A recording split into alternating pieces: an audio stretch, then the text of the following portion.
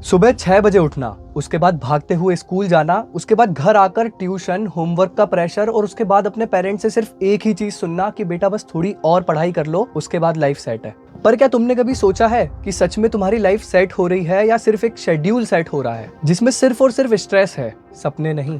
जो सिस्टम हमें सक्सेसफुल बनाने के लिए बना था, वो सिस्टम आज हमसे हमारी पहचान छीन रहा है। ये सिस्टम आज का नहीं है, ये सिस्टम ब्रिटिश रूल का बनाया हुआ एक मॉडल है जो कि सिर्फ बनाया गया था गुलाम बनाने के लिए, जो कि सिर्फ ऑर्डर्स फॉलो करें, खुद से कुछ सोचें या सीखें ना। और आज भी सिलेबस वही है, मेथड्स वही है और एक्सपेक्टेशंस भी वही है। दुनिया आगे बढ़ गई है पर हम लोग अभी भी ब्लैक बोर्ड और रैंक लिस्ट में अटके हुए हैं। हर क्लास में सिर्फ और सिर्फ एक चीज सिखाई जाती है, याद करो, लिखो और फिर भूल जाओ। सोचने का हमें थोड़ा सा भी स्कोप नहीं दिया जाता। स्कूल्स में हमें सिर्फ सिखाया जाता है कि रटना कैसे है, लिखना कैसे है और बोर्ड्स में अपने नंबर कैसे बढ़ाना है, लेकिन कोई हमें ये नहीं सिखाता कि कैसे सोचा जाता है, कैसे प्रॉब्लम से डील किया जाता है और किस तरह से रियल वर्ल्ड में सर्वाइव किया जाता है। और इसी सिस्टम में जब कुछ बच्चे थोड़े से पीछे रह जाते हैं तो उन्हें सुनना पड़ता है कि बेटा 90% क्यों लाए हो, शर्मा जी के बेटे के तो 95 आए हैं। अब उन पेरेंट्स को कौन बताए कि हर बच्चा एक जैसा नहीं होता। हर स्टूडेंट एक प्रेशर कुकर की तरह हो गया है।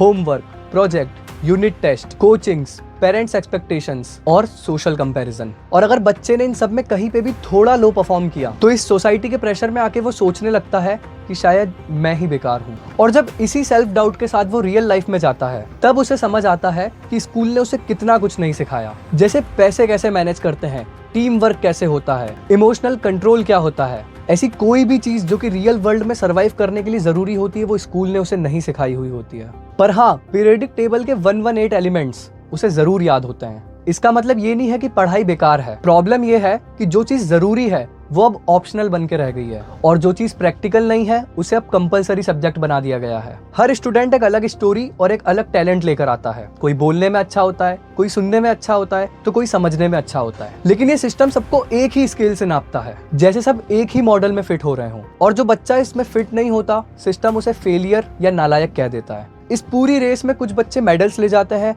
तो कुछ अपने सपने खो बैठते हैं। पर अगर सिस्टम समस्या है तो सॉल्यूशन भी हम बन सकते हैं।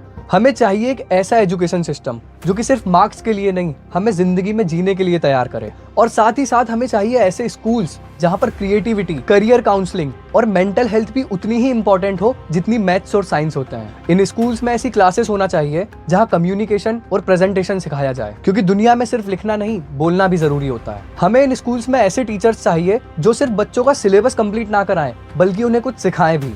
तो इन पूरी बातों का मतलब सिर्फ इतना था कि क्या हम सिर्फ सिस्टम को ब्लेम करते रहें या फिर खुद हम उस चेंज का पार्ट बने जो हमने देखा है। हो सकता है इस वीडियो के थ्रू मैं पूरे सिस्टम को चेंज ना कर पाऊं, लेकिन हाँ, मैं कुछ लोगों की सोच जरूर चेंज कर सकता हूं। और अगर आप भी चाहते हो कि ये सिस्टम का अत्याचार अपनी आने वाली जनरेशन पे ना हो तो आप ये चीजें फॉलो कर सकते हैं। तो आपको सिर्फ इतना करना है, अपने छोटे भाई बहनों को मार्क्स पर जज करना बंद करें। अपने जूनियर्स को रियलाइज करवाओ कि पढ़ाई के साथ साथ स्किल सीखना कितना इंपॉर्टेंट है। और अगर तुम भी एक स्टूडेंट हो जो ये वीडियो देख रहा है तो अपने अंदर के टैलेंट को छुपाना बंद करो, क्योंकि अगर हर स्टूडेंट सिर्फ पास होने के लिए नहीं, कुछ सीखने के लिए पढ़ेगा तो एक ना एक दिन ये सिस्टम जरूर चेंज हो जाएगा। ये वीडियो सिर्फ एक कंप्लेंट नहीं है, ये एक आवाज है, तुम्हारी, मेरी, हम सबकी। तो अगर तुम भी चाहते हो कि अगली जनरेशन सिर्फ रिपोर्ट कार्ड में नहीं, रियल लाइफ में सक्सेसफुल हो, तो इस आवाज को जितना हो सके उतना आगे बढ़ाओ। Because change doesn't start from the top, it starts from us.